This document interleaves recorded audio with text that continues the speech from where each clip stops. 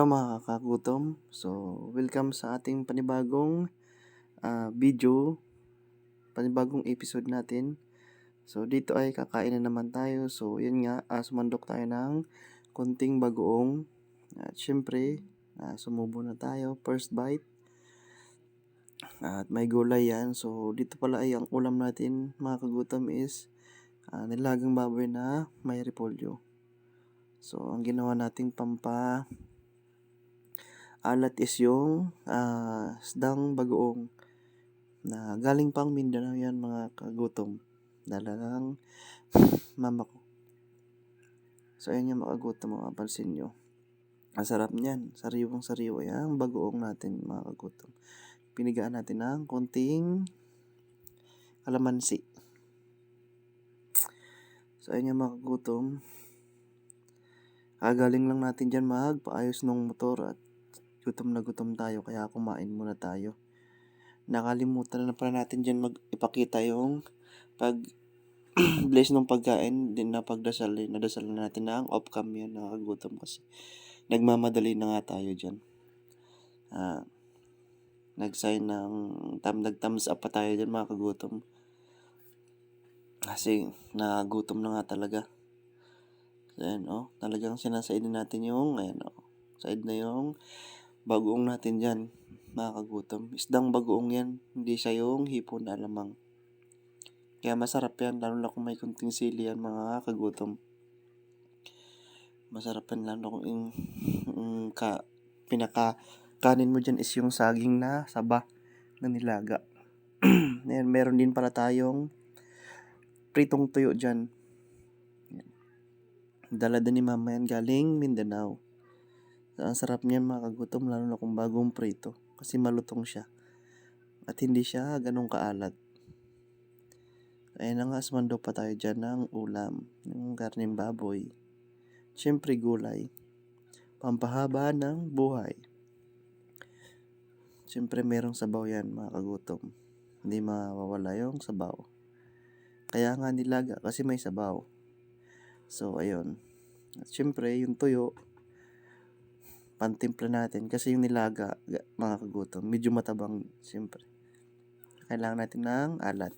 So yung ginawa nating pang-alat. Sarap ng repolyo dyan mga kagutom. Talagang saktong-sakto sa nilagang baboy.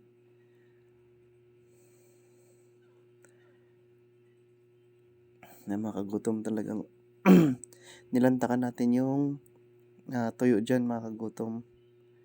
Ang sarap kasi niyang tuyo na yan. Lalo na't kung gawang probinsya. Hindi siya ganun kaalat.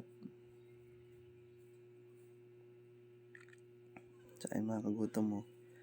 Sarap. Pati tinik talaga mapapakain mo Makakain mo kasi nga malutong. Hindi siya gaya nung mga tuyo dito sa Maynila. Although yung mga tuyo dito sa Maynila masarap naman pero sobrang alat kasi. Kasi nga siyempre, pag binahe papunta rito, dinadagdagan pa nila ng asin yan para hindi masira.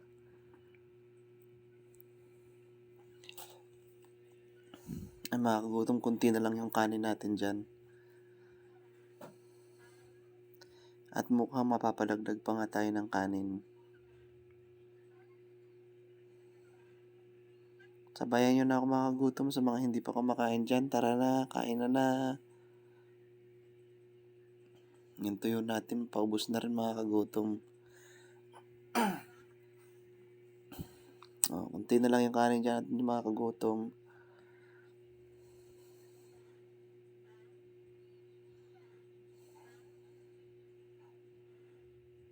So, ayan na nga. Dumagdag pa nga tayo ng kanin. Kung mapansin nyo mga kagutom, dumagdag pa tayo ng kanin kasi kinulang yung kanin natin. So, kain ulit. Kuha ulit tayo ng gulay. Siyempre ng laman. Yan. Ayun. Gulay at laman. Siyempre sabaw. Para lumambot yung kanin natin. Minsan kasi pagka talagang nagugutom tayo napapararami tayo ng kain mga kagutom.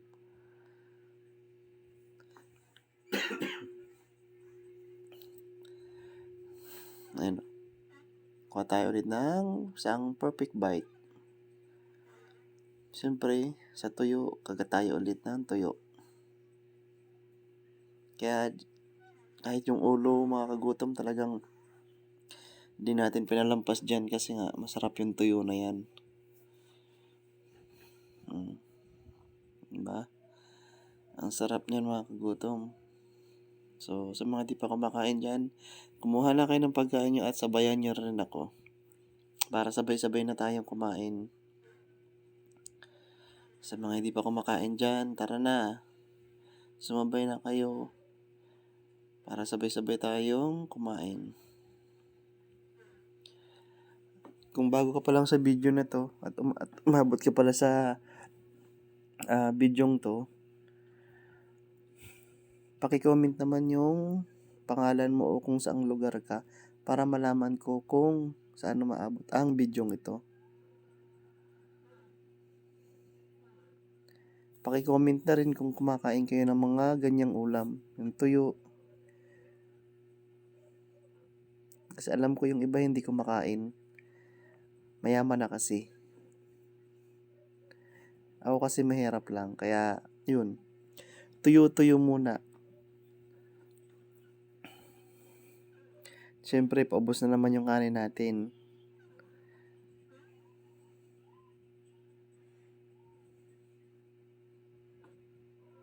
Ayan na, last bite ng tuyo. So, ayan na nga, mga kagutom, paubos na yung kanin natin at siyempre yung ulam.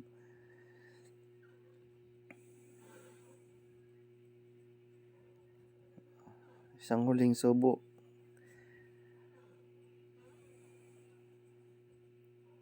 So, ayan na mga kagutom. Tapos na nga tayo dyan.